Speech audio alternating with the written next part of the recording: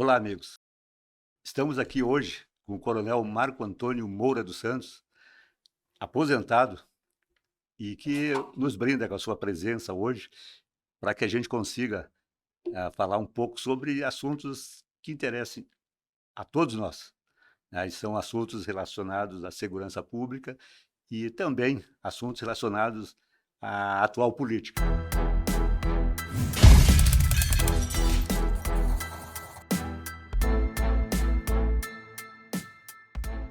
Então, Coronel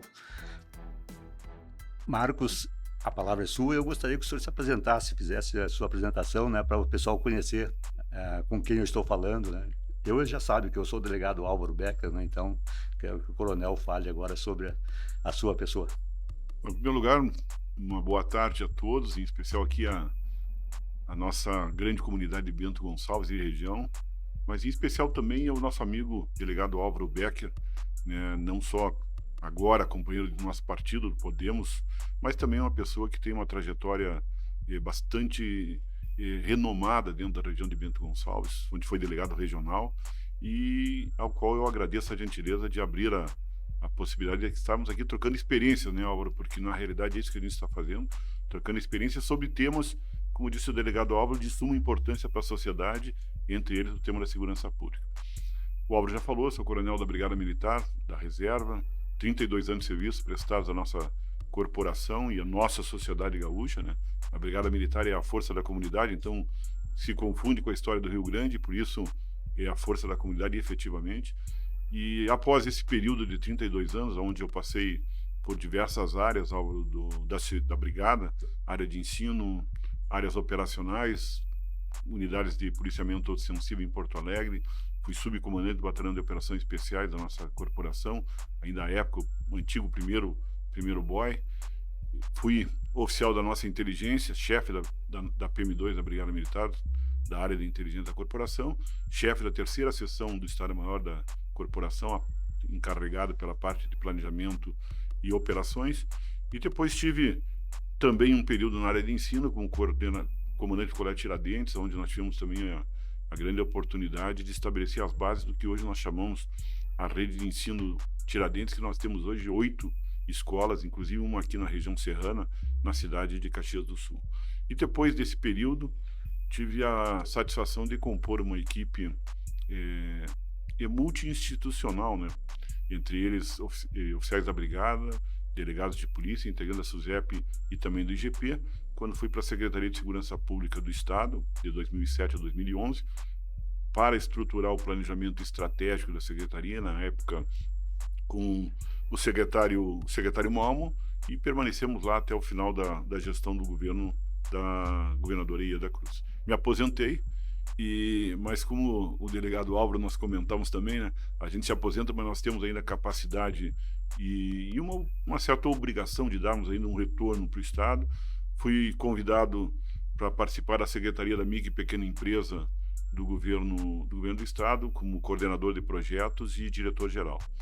E por fim, após a mudança de governo, fui novamente convidado aí para a gestão pública municipal, onde eu fui desde a área de defesa civil, inteligência, chefe de gabinete e, por fim, diretor-geral da Secretaria Municipal de Segurança Pública de Porto Alegre, onde nós estivemos ali acompanhando e assessorando 5 secretários de segurança dentro de 2 governos, governo Marquesan e governo Melo, até o momento que nós nos desincompatibilizamos em 31 de março para entrarmos numa nova caminhada, numa caminhada também importante. Tu comentaste bem da política atual do nosso estado e do nosso país. Nós pensamos e entendemos que seria o momento, assim como tu também, que já tem uma trajetória política há mais tempo, né?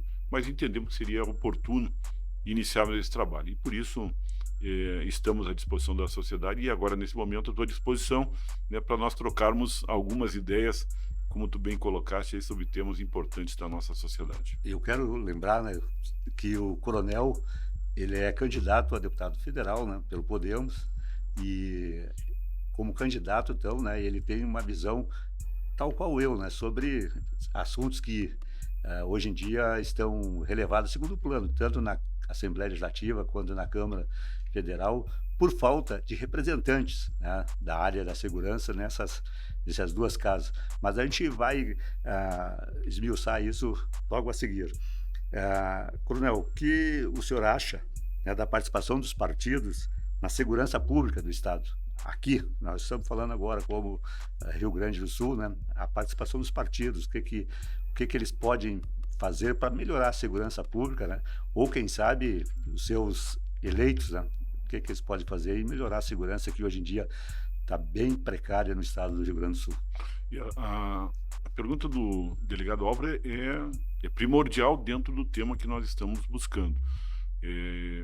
Eu sou candidato, né, homologado agora no dia 24, no domingo, né, tivemos a homologação da nossa nominata, né, deputados estaduais e federais do partido, do Podemos, e a minha base, logicamente, não poderia ser diferente, dentro da concepção do tema segurança pública como um todo. A segurança pública é um tema transversal. A gente não se dá conta, muitas vezes, a sociedade não se dá conta disso, que é um tema transversal. Nós não temos desenvolvimento econômico e social sem uma segurança pública adequada, né? Então, Bento Gonçalves, Caxias do Sul, Porto Alegre, Brasília, Rio de Janeiro, São Paulo, qualquer cidade do mundo, se não tiver uma segurança pública adequada, se não tiver uma segurança, que é a segunda, a segurança jurídica adequada, não vai ter desenvolvimento econômico e social, vai ter problema. E, no entanto, o Álvaro colocou bem pontual a questão. Como é vista a segurança pública dentro dos partidos, dentro da própria questão da política e dentro da perspectiva de representação desse segmento. E as pessoas precisam se dar conta que, como esse tema é importante, nós temos, vamos usar um primeiro ponto, assim, a Constituição de 88, ela regulamenta o sistema de segurança pública em tese, porque na realidade até o momento nós não tivemos uma regulamentação efetiva. Nós temos organismos que estão diretamente envolvidos com a segurança pública, o caso da Brigada Militar, o caso da Polícia Civil do nosso estado, que nós ainda não temos leis orgânicas nacionais e que já deveriam ter há muitos anos. Polícia Militar, ela é regulada ainda por um decreto de 69, alterado com poucas coisas, mas a última proposta foi de 2001, só isso são mais de 20 anos e ninguém ainda definiu os seus encaminhamentos. Nós temos um sistema de segurança pública que ele é estabelecido a cada 4 anos, se não dentro de 4 anos várias vezes, com mudanças das suas estratégias, das suas perspectivas de atuação. Então a segurança pública precisa ser devidamente avaliada e reconhecida nesse propósito. E vamos para um segundo ponto dentro da segurança pública, que é talvez o mais importante, delegado Álvaro, que a segurança pública ela não é feita só pela legislação, pela estrutura dos organismos, pela sincronia desses organismos, mas ela é feita por homens e mulheres, servidores da segurança pública, nas suas mais distintas instituições, que colocam diuturnamente a sua vida à disposição da sociedade. É o meu caso, é o caso do delegado Álvaro, é o caso dos policiais militares, dos agentes da Polícia Civil, assim como do IGP e da SUSEP, que colocam a sua vida. Eu, com 16 anos, quando entrei na Brigada Militar, eu já me comprometi a prestar um serviço à sociedade gaúcha, entregando a minha própria vida, sob o risco de vida. Então, esses servidores, eles não têm o reconhecimento e a valorização por parte dos governos. Muitas vezes, os discursos dizem que sim, mas nós vemos que a prática não é esta. E, dessa maneira, aonde estarão as definições desses direitos e garantias desses servidores? Não vamos falar em privilégios, vamos falar em direitos e garantias para que nós possamos sair das nossas casas e prestar um serviço com qualidade, com tranquilidade e voltarmos para nossas casas e a nossa família estar devidamente também protegida caso a gente não consiga cumprir essa última parte, de voltar para nossas casas.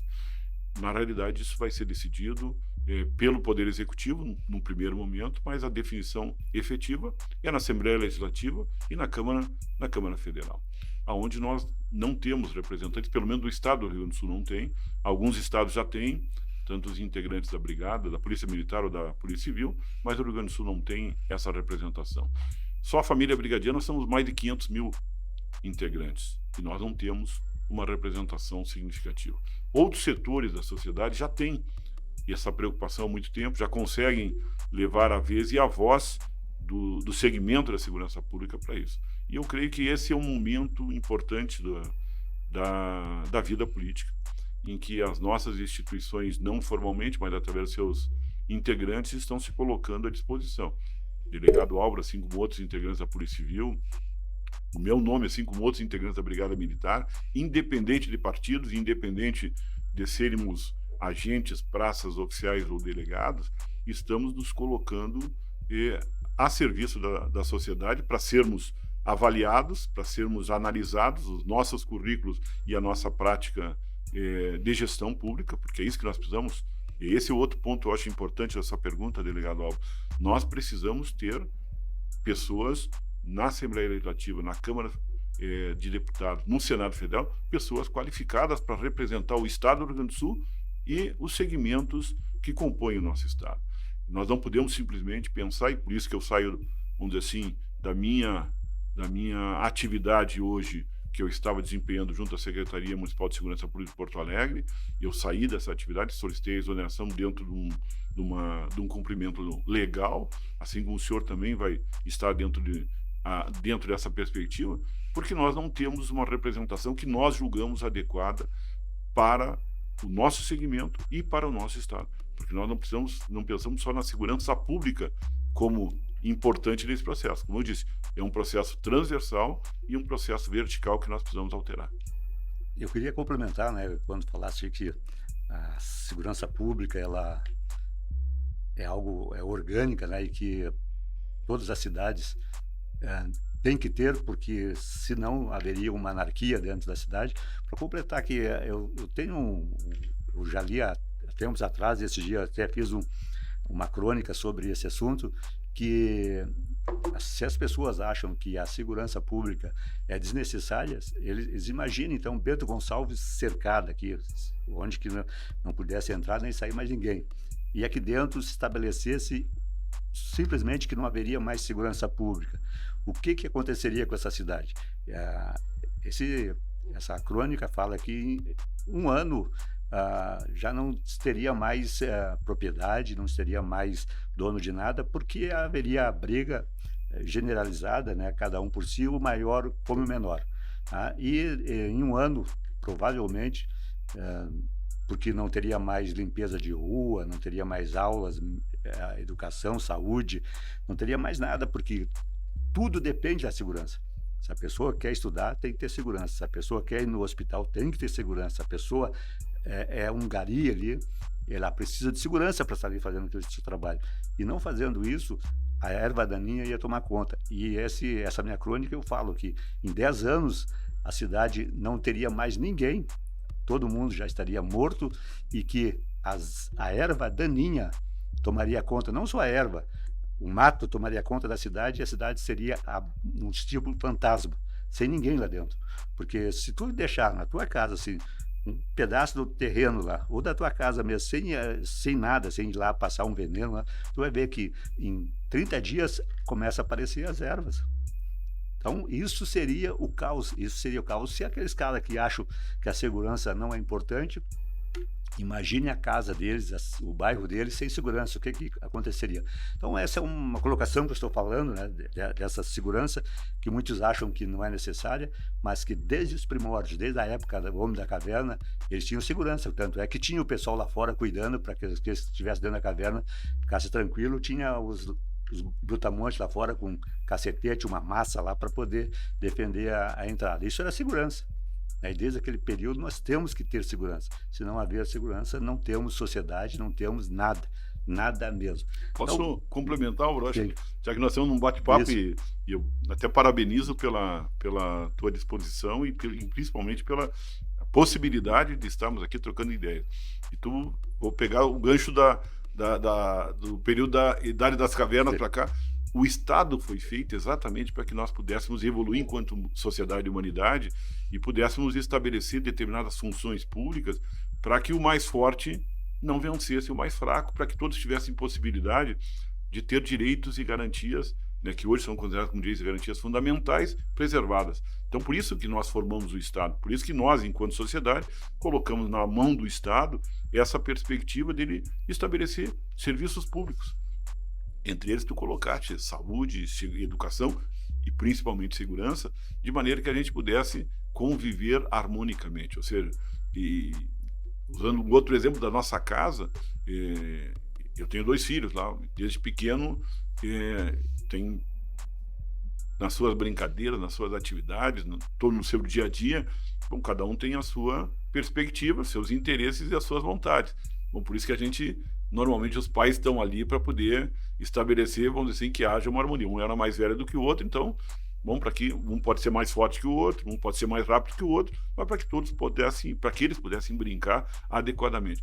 E aí entra o processo da sociedade, que muitas vezes nos deixa de lado, porque nós estabelecemos que a segurança é importante, e quando a segurança vai agir efetivamente, muitas vezes nós desconsideramos esse papel de suma importância que é a segurança pública, que é exercida esse papel pelo Estado, pelos seus agentes, principalmente das instituições que estão mais próximas, Brigada Militar e Polícia Civil, que estão mais junto à comunidade, que vão dar o atendimento da prevenção ou aquela repressão qualificada imediata, são deixados de lado, são esquecidos e são desconsiderados.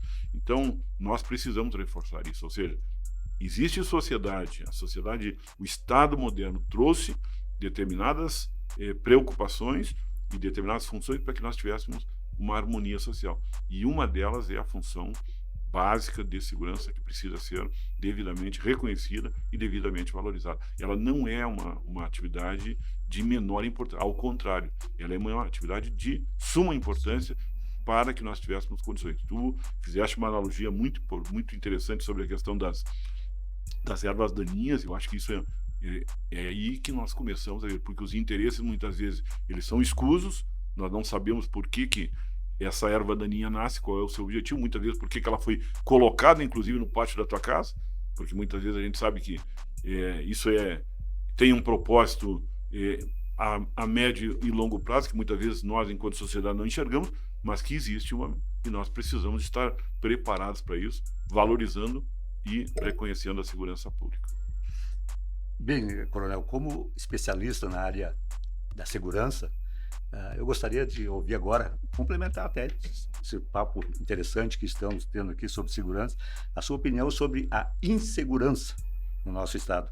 Hoje nós sabemos que o Estado está inseguro, devido às facções, devido a vários fatores que tomaram conta aí, né? Devido inclusive a essa insegurança jurídica que nós temos aí do prende e solta, né? São fatos que nos deixam, às vezes, de cabelo em pé, nós que trabalhamos nessa área. Mas eu gostaria da sua opinião sobre essa insegurança no Estado.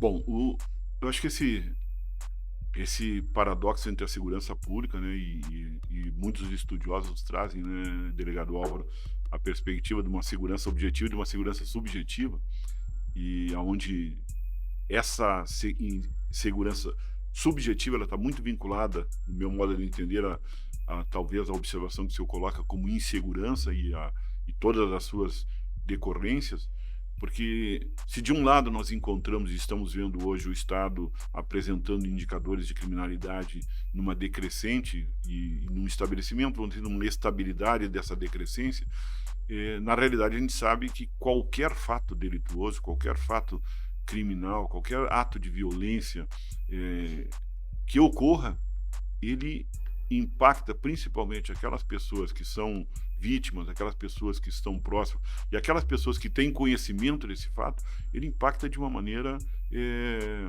vamos dizer assim, como se fosse o maior e o principal problema da sua vida. E exatamente isso, ou seja, se eu fui furtado, se eu tomei conhecimento de uma pessoa foi furtada, bom, não me interessa se nós estamos com uma redução de 90% de criminalidade. Esse fato, ele é um fato que vai gerar a insegurança ou vai afetar aquela segurança subjetiva que nós, em tese, teríamos. Porque, na realidade, esse é o fato primordial. Então, nós falamos em furto, em que não há ameaça, que não há uma afronta maior a outros princípios e a outros direitos fundamentais que nós temos. No momento que nós começamos a ampliar essa violência, essa criminalidade, passando, por exemplo, e chegando ao nosso maior bem tutelado, que é a vida, bom, então nós podemos estar com uma redução de homicídios no Estado e, ocorrido um homicídio, esse fato tem que ser altamente preocupante para as autoridades da segurança pública. Então, primeiro, fazendo essa observação, nós nunca vamos ter segurança 100% e nós nunca vamos ter risco zero. Ao contrário, a tendência de qualquer possibilidade sempre do risco ser muito, muito maior. E dentro dessa linha, delegado Álvaro, o senhor também fez, eu acho, uma observação na sua pergunta que precisa estar dentro dessa mesa de análise, né, que é a segurança jurídica, que é a possibilidade que nós temos, e nós falamos antes, né, dos servidores da segurança pública cumprirem uma função do Estado com segurança jurídica.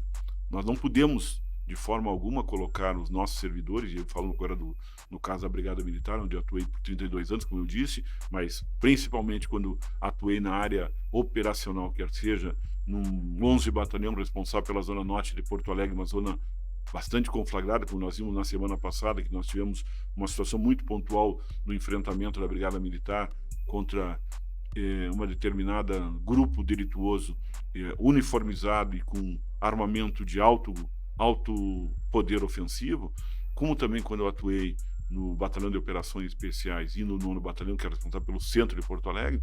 A gente precisa estabelecer que aqueles policiais militares que estão nessas unidades e que vão ter um enfrentamento diuturno, que eles saiam para cumprir sua atividade com segurança jurídica de que as suas ações elas vão ter o suporte do Estado. As suas ações legais vão ter o suporte do Estado. As suas ações que não cumprirem determinados protocolos estabelecidos pela instituição e pela legislação, nós sabemos que serão devidamente reprovados. E tanto Brigada Militar como Polícia Civil atuam muito fortemente nisso, com corregedorias imediatamente estabelecidas, com um trabalho muito forte de fiscalização e monitoramento para que nós tenhamos o retorno à atividade normal. O policial que age errado é exceção. A ação do policial ela tem que ser considerada como regra a ação correta. E é assim que a Brigada e a Polícia Civil atuam. Nós precisamos, enquanto sociedade, visualizar dessa maneira. Então, a segurança pública, ela precisa, como nós dissemos também no início, ela precisa ter um olhar no município, um olhar no Estado e um olhar federal. Dentro do Estado, as políticas de segurança pública, elas precisam estabelecer o que nós estamos vendo no processo nos últimos anos, que nós não tínhamos, por exemplo, inclusões dentro da Brigada Militar, inclusões dentro da Polícia Civil. Nós tivemos esse aumento de efetivo sazonal, quando nós tivemos determinadas situações muito pontuais que demonstraram aos nossos gestores públicos maiores que havia necessidade de nós colocarmos maior número de integrantes dentro da nossa estrutura policial. Porque muitas vezes as pessoas colocam, e a gente vê algumas pessoas dizendo, não, tecnologia supre determinadas atividades. Inteligência é necessária e importante. Investimentos são pontos necessários para nós termos segurança pública. Perfeito. Todos esses itens são importantes. Agora, quem é que está por trás disso? Quem é que está por trás da tecnologia? Vamos dar um exemplo. Eu fui diretor-geral da Secretaria de Segurança Pública em Porto Alegre. Nós temos um grande projeto desenvolvido lá, o Porto Alegre Segura, um projeto muito forte, foi desenvolvido há mais de 5 anos, foi trabalhado, e esse projeto ele inclui mais de 60 milhões de empréstimos junto ao BNDES para nós colocarmos tecnologia em Porto Alegre, cercamento eletrônico, entradas e saídas de Porto Alegre, vias internas devidamente monitoradas. E, ao mesmo tempo, nós colocarmos condições de armamento, equipamento e à disposição dos nossos servidores da Guarda Municipal. Mas quem é que vai monitorar as câmeras de vídeo?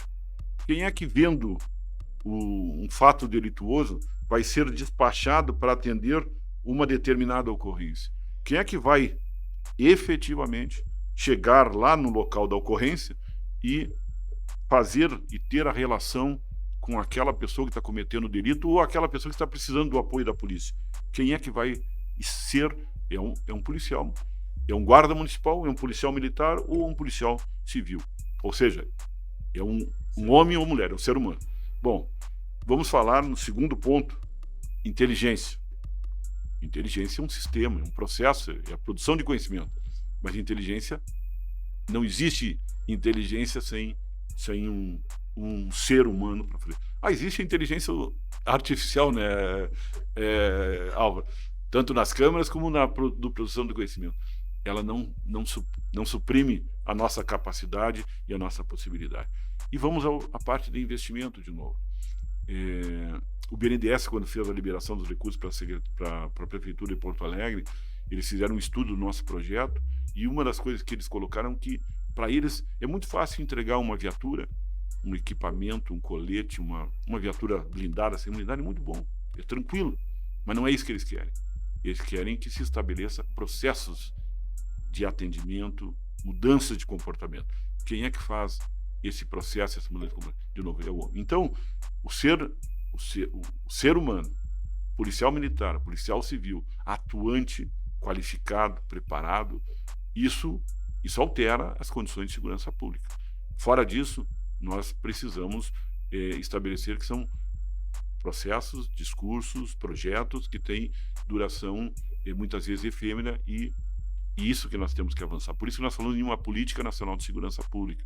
Por isso que nós falamos na necessidade, delegado Álvaro, em termos de governo federal, nós temos pessoas qualificadas para trabalhar esse tema. E da mesma maneira nós temos que ter dentro do Estado também uma política estadual de segurança pública que passe de um governo para outro. Nós não podemos ter alterações de um governo para outro. Nós somos servidores públicos, o senhor é servidor público, eu também, nós atuamos em todos os governos.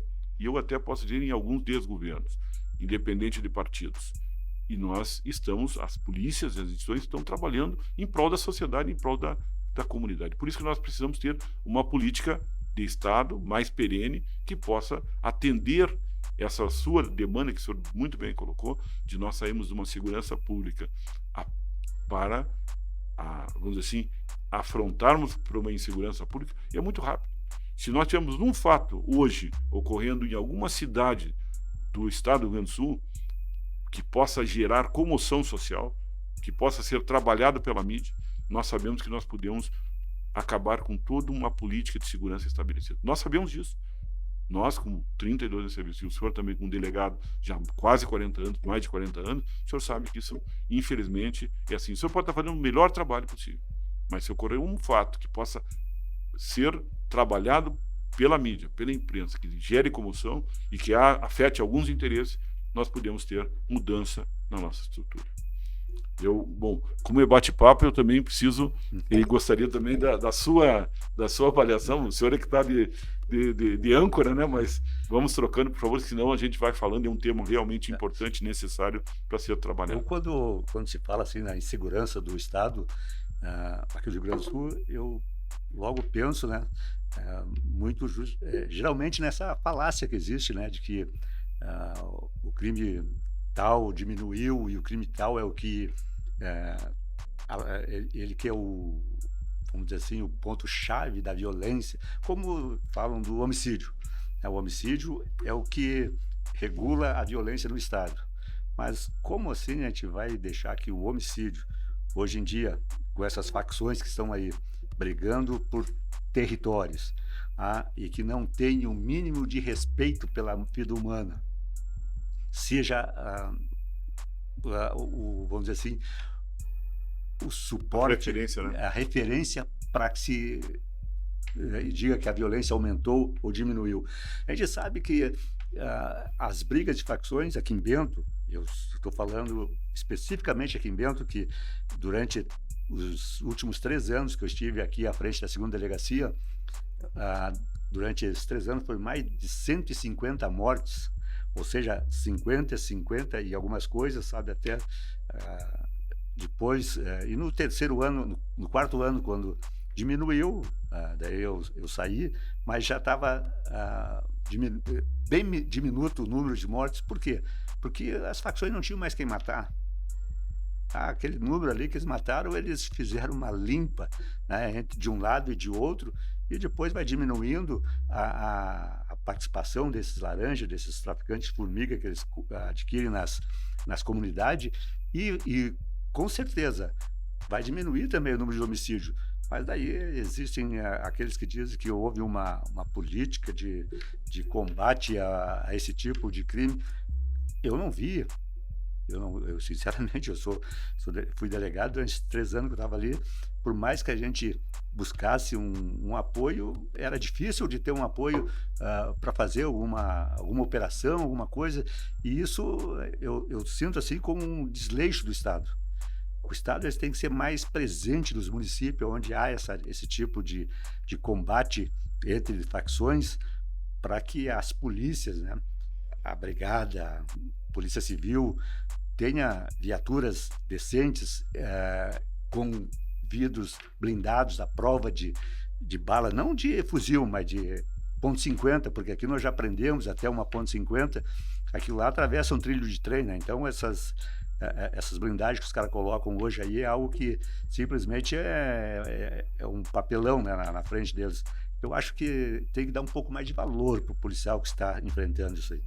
E isso, tenho certeza que, dando condições, como falaste, Coronel, que nós temos que dar prioridade para esse tipo de ação das polícias, esse tipo de serviço, né, que é um serviço essencial para que todos os outros serviços também tenham condições de se desenvolver, todas as outras funções na educação, saúde, a gente possa, né, dar para eles uma segurança mais eficaz. E não só para eles, mas para nós também. Porque o policial, como falaste, muito bem falado, o policial precisa ter a sua segurança, não só jurídica, mas a sua segurança física, de voltar para casa no final do dia. A gente sai de manhã e não sabe se volta à noite. Isso não é chargão, isso aí é algo que acontece diuturnamente, tá? E isso nos deixa preocupados, porque cada vez mais se vê facções com poder aquisitivo muito grande, né? Dinheiro a rolê para eles, e eles então podem comprar armas de calibres que a gente nem sonha que existe, estão na mão desses indivíduos. E aqui eu coloco já vou até adiantar um outro assunto para nós debater, já que nós estamos aqui, eu vou já colocar a quarta e a quinta pergunta junto, né? O que nós devemos fazer para diminuir aumentar a segurança, mas ao mesmo tempo falar sobre desarmamento. O pessoal fica... Os que defendem desarmamento dizem que a arma em casa é o que provoca homicídios e que provoca a violência e que provoca isso. Eu digo e sempre vou dizer, eu sou a favor de que cada casa deveria ter uma arma com alguém especializado para atirar, né? Exceto, tem casas que não pode, né? Tem casas que existem vários fatores que não permitem que aquela pessoa tenha arma, mas as que mais tem são as armas ilegais. Essas armas são as armas que matam. As armas legais, durante todo esse tempo que eu tenho de convivência como delegado e já atendi diversos homicídios, como eu falei também, né, o homicídio raiz, aquele onde que um desafeto ou uma briga no trânsito, alguma coisa, o cara tem uma arma, a arma dele mata, esse homicídio é raro acontecer. É raro acontecer porque a pessoa que tem a sua arma, ela tem um controle, ela sabe aonde deve usar. Não é numa briguinha que ela vai usar. Ela vai usar para fazer uma repressão de uma agressão maior, né? De alguém que venha para cima dela com outra arma. E daí sim, é a preparação dele que está sendo demonstrada. Agora, esses outros homicídios, todos eles que aparecem nas delegacias, tu pega a arma e vê se aquela arma pertencia a quem matou, aquele que está preso ali. Não, é arma ilegal. É arma que foi furtada, roubada, traficada, é arma que não existe. Tem muitos que montam armas aí. Essas são as armas que matam. É essas que nós temos que combater. São armas desse tipo que nós temos que tirar de circulação. Não a arma do homem de bem, aquele que quer defender seu patrimônio e a sua família. Isso nós não podemos deixar que aconteça. E é por isso que eu sou a favor de que cada vez mais a arma faça parte da família, para que ela se defenda desses marginais aí que estão cada vez mais poderosos, tirando, daqui uns dias, vão tirar nós de casa para ficar com a nossa casa e nós não vamos poder fazer nada. Vamos ser a erva daninha que está entrando. E ela está vindo devagarinho. Se nós não tirarmos agora, depois vai ser difícil. Então, nós temos que tomar cuidado sobre isso aí, né? E esse é o ponto, né, que nós vamos falar agora. Eu quero a sua colocação, e uma colocação forte mesmo, né, sobre esse tipo de atitude de pessoas, né, que pregam desarmamento, que pregam isso, é típico de esquerda. Eu não sou esquerdista, sou direita, tá? E vou combater isso aí a minha vida toda. Não interessa, eu servi no quartel, tive aulas que me ensinaram a ser disciplinado, a obedecer, e assim como obedecer, também saber tratar o soldado, aquele que poderia, que pode, né, estar à sua disposição para fazer um trabalho. E como delegado também, tá? Sempre defendi que cada vez mais a polícia tenha armas para se defender a comunidade a que está trabalhando, e não só a comunidade, a qualquer um outro que precisar de um efetivo serviço da polícia, um serviço enérgico, uma repressão enérgica com poder de fogo maior que dos marginais, eu sou a favor. Então, acho que nós também temos que batalhar para que a polícia tenha as condições de receber armamento mais pesado do que os marginais têm hoje e que combate a polícia nessas afrontas que tem por aí. O senhor disse que seria a quarta, a quinta, mas seriam mais perguntas aqui, né? Mas eu acho que todas elas são muito importantes de nós fazermos algumas reflexões, delegado Álvaro, e eu vou iniciar, primeiro, se não ficou claro, até deixando um pouco claro que o trabalho que as instituições policiais, a Brigada e a Polícia Civil, têm feito com os recursos disponibilizados a eles, com a capacidade profissional e a capacidade operativa que tem demonstrado, que estão gerando os resultados que nós temos positivos, né? Então, tanto a gestão agora, no momento do Coronel Feoli, nosso comandante-geral, Douglas, subcomandante, e o Diogo e o Stumpf, que é o chefe de Estado-Maior, como também a Polícia Civil, sob a coordenação do delegado Fábio, que tem colocado duas instituições, como eu digo, com as condições operacionais, logísticas que possuem, com as inteligências atuando de uma maneira muito forte, que tem alcançado os resultados que nós temos ido positivos. Logicamente, como nós falamos, um fato gera todo um processo de insegurança que, infelizmente, é muito mais forte do que o processo de segurança, né? Porque nós sempre vamos estar daí com a possibilidade do medo, sempre vamos estar com a possibilidade da intranquilidade, fora as outras questões que o senhor abordou e que nós vamos agora também tocar, que geram também esse processo, não só da ação policial, para que nós tenhamos uma segurança pública melhor. Então, em primeiro, cumprimentar as duas instituições dessa maneira, através dos seus comandantes, mas através daquele soldado, daquele agente que está numa cidade muitas vezes sozinho, né, que precisa do apoio. O senhor falou há pouco, né, que muitas vezes precisava de um suporte e não tinha esse suporte. Então, aquele soldado que está numa cidade, aquele agente de polícia civil que está numa cidade que necessita muitas vezes desse apoio, ele precisa ter esse apoio, precisa ter a logística adequada, precisa ter o equipamento devido, precisa estar com a inteligência chegando até ele para poder fazer os enfrentamentos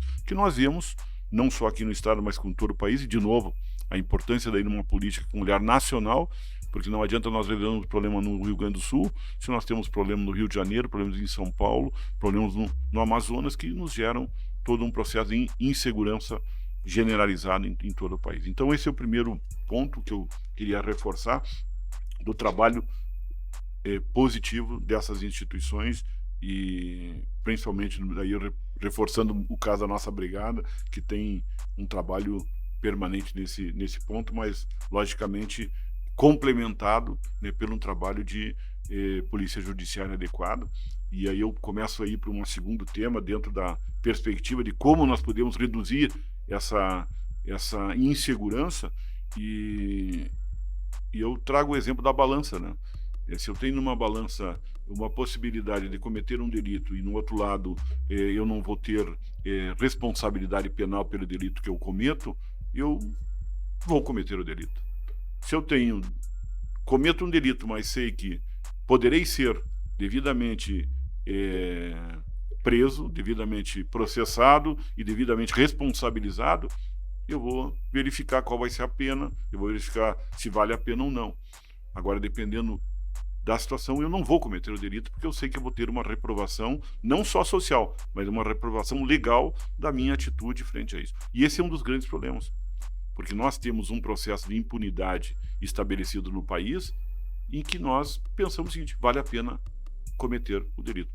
E aí nós podemos fazer uma análise, delegado Álvaro, do delito, o senhor usou uma expressão do homicídio raiz, vamos dizer assim, do delito raiz ao delito, que é o comumente se diz assim, aspas, o delito Nutella, vamos usar assim para não usar outras expressões, mas um delito de corrupção estrutural que nós temos no país. E não estamos muito longe, porque nós vimos há pouco tempo atrás soluções para pessoas que cometeram grandes crimes de corrupção no país, com reprovação social e legal, e depois por uma determinada análise técnica jurídica discutível, não sou só eu que estou dizendo isso, mas há muitas pessoas, muitos estudiosos que também questionaram essa técnica jurídica, colocaram esta mensagem para nós enquanto sociedade, ou seja, eu posso cometer um crime que quase quebra um país e que depois não vou ser devidamente reprovado, ou se for reprovado, essa minha reprovação depois vai ser reavaliada pela supervisão escolar e vão me passar no final do ano. Então esse é um ponto, ou seja, nós temos que quebrar o ciclo da impunidade. E para isso nós temos que ter, não as leis, porque lei nós temos muitas, e o senhor como delegado de polícia, o senhor sabe que quando vai fazer o indiciamento, o senhor tem um grande número de leis para estabelecer ali dentro do rol daquele ato criminoso ou violento. Então, a impunidade, ela passa pela possibilidade de nós executarmos as leis e que elas sejam efetivas para nós termos a balança do crime pesando mais para a sociedade e não para quem comete o crime. E esse é um ponto que eu acho que é importante. Por isso que depois nós geramos, de certa maneira, também a perspectiva de que o Estado não resolve nossos problemas, o Estado é falho. E quando o Estado é falho e não resolve nossos problemas, acontece o que nós vemos em muitas cidades brasileiras, principalmente nas grandes capitais, aonde nós encontramos, que o senhor também trouxe o exemplo, que daí não é só na capital, é dentro de cidades pujantes, que nem Bento Gonçalves, que nós temos o estabelecimento das facções que vão buscar um determinado terreno fértil para poder atuar e continuar a manter o seu império do delito nas cidades. Então, vamos dizer assim, está dentro de um processo de encadeamento. Para nós podermos terminar com essas facções, nós temos que resolver problemas que são legais, são estruturais do Estado. E depois nós vamos ter o enfrentamento dessas facções, que não é quem está sentado atrás da mesa. Não é quem está sentado atrás da mesa que vai enfrentar a facção. Bem como o senhor disse, quem enfrenta a facção, em geral, é o policial militar e o policial civil que vão lá para fazer esse enfrentamento. E que muitas vezes não tem o mesmo poder de fogo, o mesmo poder de logística e o mesmo poder de enfrentamento dessas facções, independente da cidade. Não precisamos ir muito longe. Vimos dias atrás um helicóptero da polícia quase abatido, né, por submetralhadoras com munição antiaérea, que se não se diz qual é a cidade, nós vamos pensar que é na Ucrânia. Mas não era na Ucrânia. Era na nossa ex-capital federal, dentro do Rio de Janeiro. E pior do que isso, a preocupação era não da ação da polícia em repelir esse ataque, mas sim de defesa e proteção dessas pessoas que estavam cometendo esse delito. Então, a inversão dos valores, de novo, a dificuldade daí de nós, enquanto sociedade, entendermos essa mensagem, esse discurso, por que isso? Qual é o interesse de nós desmerecermos a polícia? Qual é o interesse de nós não deixarmos a polícia atuar? Qual é o interesse de nós não termos uma polícia forte, uma polícia militar adequadamente preparada e organizada para enfrentar, uma polícia civil com seus direitos e prerrogativas para poder prestar a devida avaliação, a definição de autoria e materialidade, ou quando faz isso é desconsiderada ou desrespeitada nas suas avaliações. Qual é o poder dessas facções, aonde eles atuam? E aí nós, como digo, qualquer livro que vai tratar sobre o crime organizado vai dizer qual é o interesse de uma facção. A preocupação deles não é só manter um território sob armas. estabelecer um processo que eles possam ter o controle, inclusive, dos nossos poderes do Estado, dos nossos poderes do Estado, nas suas diversas instâncias. E, então, esse é um outro ponto importante que eu acho que o senhor colocou, que poderíamos aqui, talvez, especificamente sobre esse assunto, discorrermos muito. Mas eu gostaria de fazer algumas observações. O senhor trouxe temas, por exemplo, a questão do homicídio e principalmente a questão das armas. Mas antes eu só vou fazer dentro desse gancho, as armas que são utilizadas contra a polícia e contra a sociedade e que causam tanto temor à sociedade e que aí geram a insegurança, que o senhor muito bem colocou anteriormente, elas não são as armas produzidas no Brasil, elas não são armas que têm entrada no país de forma legal, elas não são armas, como dizia um professor de Direito, quando nós fizemos a faculdade de Direito, dizia o seguinte: a lei ela é feita para quem cumpre a lei. Para quem não cumpre a lei, não precisa da lei. Ele é fora da lei. É só nós vemos os filmes, né, os nossos filmes antigos, quando nós éramos pequenos, eu e o senhor, nós passamos um bom tempo, né? Eu fora da lei. Eu fora da lei. Ele pega a lei e rasga a lei. Nós cumprimos a lei. Eu cumpro, o senhor cumpre, as pessoas do bem cumprem. Quem não tem interesse de cumprir, ele rasga a lei. Então, o armamento, a restrição, a liberação, o estabelecimento de normas de controle como existem no Brasil, e são muitos controles, que permitem que nós tenhamos condições de estabelecer um processo onde o cidadão possa utilizar ou não utilizar, dentro da sua liberdade de compreensão, de usar ou não usar uma arma ou dentro de um determinado tipo de arma. Eu tive a oportunidade, delegado Álvaro, num período da minha carreira, fazer um treinamento no Japão sobre investigação criminal. E quando nós chegamos lá, um dos membros também do curso apresentou a tomada do Morro do Alemão, onde era uma guerra civil, e os integrantes lá do curso da Academia Nacional de Polícia do Japão ficaram bastante impressionados com o nível de armas que o Brasil tinha, questionaram muito sobre a questão da lei das armas, e no final do curso me perguntavam se o índice de violência e criminalidade, a referência que o senhor muito bem colocou, que o homicídio coloca muitas vezes, e ele é um indicador internacional, mas ele não é o único que precisa ser visto, mas ele perguntava se o Brasil tinha um alto índice de homicídio por causa que o Brasil tinha uma grande quantidade de armas liberadas, porque eles têm um controle de armas muito forte. E aí eu fiz uma observação à época, e agora, hoje, na atualidade, eu poderia ter feito uma outra, mas à época eu disse para eles que o que nós precisamos estabelecer não é o controle da ferramenta. A arma é uma ferramenta, é um instrumento. Nós precisamos fazer o controle da vontade, da intenção do cidadão, da pessoa que vai cometer determinado ato. E eu disse para eles, nós podemos matar com as mãos, nós podemos matar com a caneta, nós podemos matar com um copo d'água, nós podemos matar com o ratinho. E nós podemos matar com uma arma branca. Outro dia eu ouvi alguém dizer que nós não tínhamos crime político no Brasil, ou melhor, que agora nós estamos tendo crime político. E eu até procurei me lembrar, em 2018, nós tivemos um ato contra um presidente ou um candidato a presidente da República com arma branca, não com arma de fogo, com arma branca. Não devidamente esclarecido e até sem interesse de alguns setores da comunidade em buscar esclarecer. De novo, quais são os interesses. Então, a arma é um instrumento. Como o senhor me colocou, dentro de uma visão, ela pode ser um instrumento de defesa, de proteção e de mensagem a ser transmitida de que, nesse espaço, eu vou defender o meu espaço e os meus direitos com os instrumentos que eu tenho. Nós podemos usar desde uma caneta para defesa, nós podemos usar uma arma. Então, a ferramenta não é o problema. Nós temos que trabalhar na vontade, na intenção.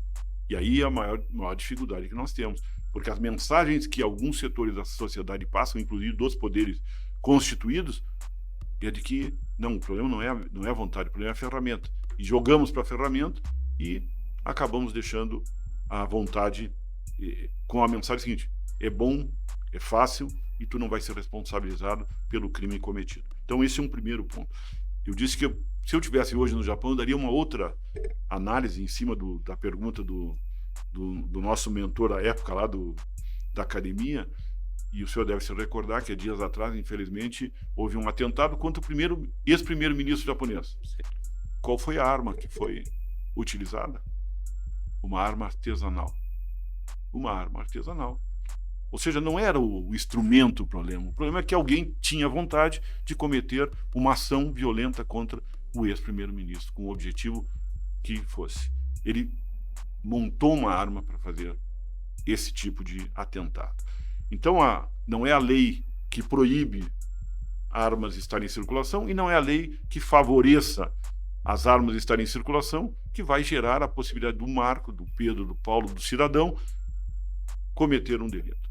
Ele vai cometer esse delito se ele tem interesse. Nós sabemos também, quando nós vamos avaliar dentro dos grandes delitos que nós temos hoje no Estado, que é a violência doméstica, a violência contra a mulher, o feminicídio, a violência contra o idoso, muitas vezes é o seguinte, pode ser a arma, mas muitas vezes não é a arma. É o remédio, é a violência física, é a violência sexual, é a violência psicológica, sem arma. Sem arma. E está sendo feita dentro da casa, onde nós, enquanto polícia, temos muita dificuldade de chegar. E não é, de novo, o instrumento, é a vontade que está em jogo. Então, quando o senhor fala sobre o desarmamento, eu acho importante que é um tema polêmico, logicamente, que as pessoas podem entender de um lado ou de outro. Eu procuro colocar que independente do instrumento, ainda a gente precisa trabalhar muito mais na ação da pessoa e como nós podemos coibir essas ações. Se é colocando armas à disposição da sociedade enquanto instrumento da sua defesa, perfeito. Se isso vai trabalhar na balança do crime, ela vai favorecer, é isso que nós temos que pensar. Mas nós não estamos discutindo isso enquanto sociedade. E aonde é discutido isso?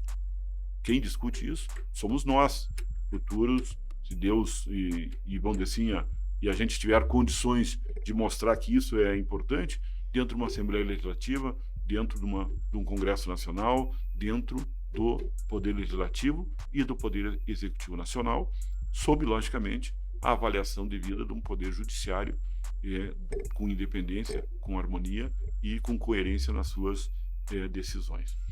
Mas mais um item ainda dentro, tentando ainda responder as suas perguntas, eu acho que daí a gente pode, vamos dizer assim, ele colocar também quando nós falamos do policial, o senhor falou da segurança dele jurídica, né? E é um dos temas que está também no Congresso Nacional em discussão, dos excludentes de antijuridicidade, né, da proteção do policial, dele poder ter condições de saber que enquanto ele estiver atuando, e a regra, como nós temos antes, é de que ele atua certo, dele ter a proteção do Estado no enfrentamento dessa natureza. Digo, é muito fácil nós discutirmos esse tema em volta de uma mesa ou sentado em Brasília, sentado lá na Assembleia Legislativa em Porto Alegre. Agora, na hora do enfrentamento, na hora que ele vai estar estabelecendo a sua atuação, independente de ser no bairro mais simples ou, vamos dizer assim, no local de maior valor aquisitivo, ali é que ele vai ter que decidir qual vai ser a sua ação policial ou operacional devida dentro do que a legislação lhe permite. Aí nós temos o Código Penal, que lhe dá as excludentes de antijuridicidade, onde ele pode, em legítima defesa, no estado de necessidade ou no estrito cumprimento do dever legal, atuar de acordo com o que ele considera adequado. E as decisões nos mostram que muitas vezes é necessário que a gente atue de uma maneira, e aí a polícia é preparada para isso. Nós temos cursos, temos pessoas preparadas, tanto na Brigada Civil, sob o uso moderado da força. Nós podemos conter uma determinada e repelir uma determinada agressão com a voz, e às vezes nós temos que utilizar de nosso armamento para defesa, para neutralizar essa agressão. E aí é o policial que vai, é quem está no terreno. Quem está depois fora, que vai analisar, vai receber os relatórios, é muito fácil nós analisarmos e pensarmos que poderia ter sido assim, poderia ser. Quem está no terreno é outro. E finalizo daí a minha observação sobre isso, e eu acho que, de novo, a sua provocação é importantíssima, sobre as armas, as drogas, o tráfico, ele precisa ser visto com um olhar diferenciado pelo país. Não com um olhar, muitas vezes, como nós estamos vendo não nos últimos anos, mas dentro de uma determinada linha de concepção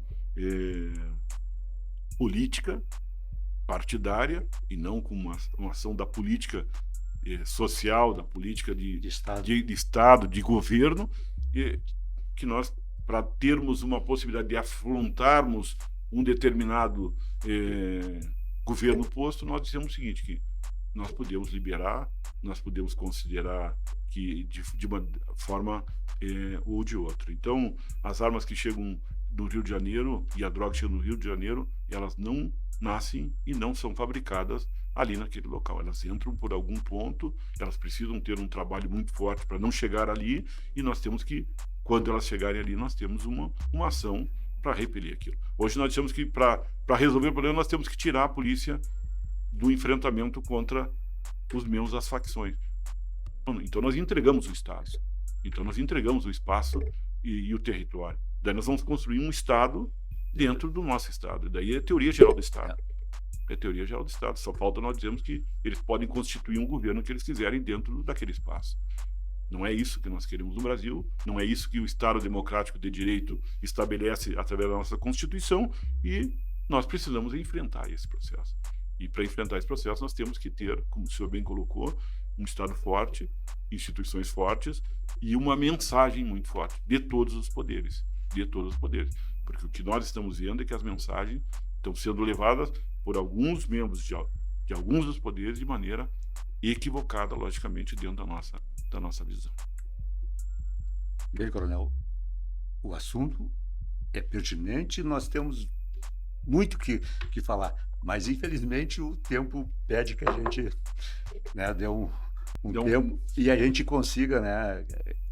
Mas é bom isso, coronel, porque sobrou assunto para o próximo encontro, né? E que logo vai estar por aí, né? E eu quero com isso agradecer essa sua colocação didaticamente muito bem colocada, né? Porque às vezes a gente fala e o pessoal não consegue entender muito bem as colocações, mas a sua didática foi boa e eu tenho certeza que os nossos assistentes, nossos participantes desse podcast vão entender a mensagem, porque foi clara, né? Nós estamos falando de um assunto importante para o Rio Grande, para o Brasil, e que nós estamos, né, dispostos a participar desse momento de mudança, né? E essa mudança vem com uma nova legislatura, novo Congresso, e isso é importante, né? Por isso eu lhe agradeço e desde já convido o senhor para uma próxima reunião, nos próximos, quem sabe, próximos dias,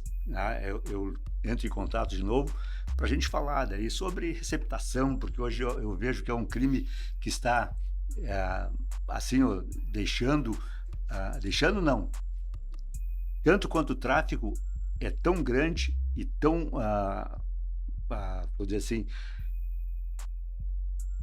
rude para a sociedade, que às vezes antigamente eu me lembro que acontecia um roubo, um furto, a gente recuperava os produtos. Hoje acontece isso, não se recupera mais nada, a coisa parece que evapora. Esses traficantes que tem aí hoje, que são receptadores também, eles conseguem do dia para a noite desaparecer com toda aquela mercadoria que eles recebem à noite dos usuários de droga. Mas isso é assunto para um próximo encontro. Agora eu agradeço a sua presença e espero que o pessoal tenha gostado e que nós possamos, né, ter uma noite agradável, uma noite, o senhor está aqui com a sua esposa, aproveite a cidade. E a sua noite aqui na quarta-feira é bem interessante em Bento Gonçalves. E, por favor, coronel, se sinta à vontade para as suas considerações finais e logo a gente se vê. Bom, em primeiro lugar, eu não poderia deixar de agradecer, delegado Álvaro, ao senhor e à sua equipe, né, e ao Podemos de Bento Gonçalves, mas principalmente ao senhor, por essa oportunidade. A gente precisa conversar sobre esses temas, a gente precisa refletir de uma maneira muito agradável e de uma maneira também muito séria, porque esses temas são realmente significativos e importantes. E eu queria colocar assim, as pessoas que estão nos assistindo e que têm a oportunidade de poderem compartilhar de reflexões que o delegado Álvaro está propondo. Eu sei que não é o primeiro podcast que o senhor faz dessa forma, trazendo temas que são circunstanciais para o nosso dia a dia, para a nossa vida. Então, nós, dentro do Partido do Podemos, nós temos algumas premissas de buscar transformar o Estado e buscar transformar o país. E entre elas, muitas que nós conversamos aqui: combater a corrupção, combater a impunidade, fazer com que a gente possa valorizar os nossos servidores públicos, né, e os nossos serviços públicos, e buscar um país onde nós tenhamos um desenvolvimento econômico e social harmônico e mais justo e devido. Então, delegado Álvaro, a comunidade de Bento e região, a equipe que está aqui conosco, aproveito para vir a Bento Gonçalves, porque Bento Gonçalves é uma cidade que sempre nos acolhe muito bem. A comunidade de Bento Gonçalves é uma comunidade próspera, uma comunidade que merece a atenção devida dos setores públicos do Estado e do país, porque não aqui na região serrana e Bento Gonçalves nós temos, por exemplo, o segundo PIB do Estado do Rio Grande do Sul. Então, eu uso uma expressão que o Estado do Rio Grande do Sul ele nasceu na pata do cavalo e nas charqueadas, mas ele se desenvolveu a partir aqui da região da imigração italiana e imigração alemã. Então, muito obrigado pela acolhida, delegado Álvaro. A comunidade de Bento Gonçalves busca refletir sobre os temas que nós tocamos aqui. Estamos à disposição para voltarmos aqui e tratarmos de quaisquer outros assuntos dentro dessa nossa linha, e esperamos que tenhamos contribuído para isso. E colocamos também os nossos contatos depois à disposição para quaisquer outras possibilidades. As pessoas quiserem concordarem com as nossas visões, estamos à disposição também para reforçarmos, e aquelas pessoas que têm algum ponto de vista que possamos avançar num debate. O debate democrático sempre é importante e também, como eu disse, é uma das premissas do nosso partido, né, delegado Álvaro, e vamos em frente para fortalecer o nosso Estado e fortalecer o nosso país, mas principalmente pensando no bem comum. Esse é eu acho que a maior preocupação que todos nós temos, que o delegado Álvaro tem, que tivemos na nossa vida profissional, mas que agora estamos buscando fazer com que também na Assembleia Legislativa e no Congresso Nacional tenhamos essa preocupação de uma forma muito maior e dentro do que realmente é devido para a nossa sociedade. Muito obrigado e nos colocamos à disposição do senhor.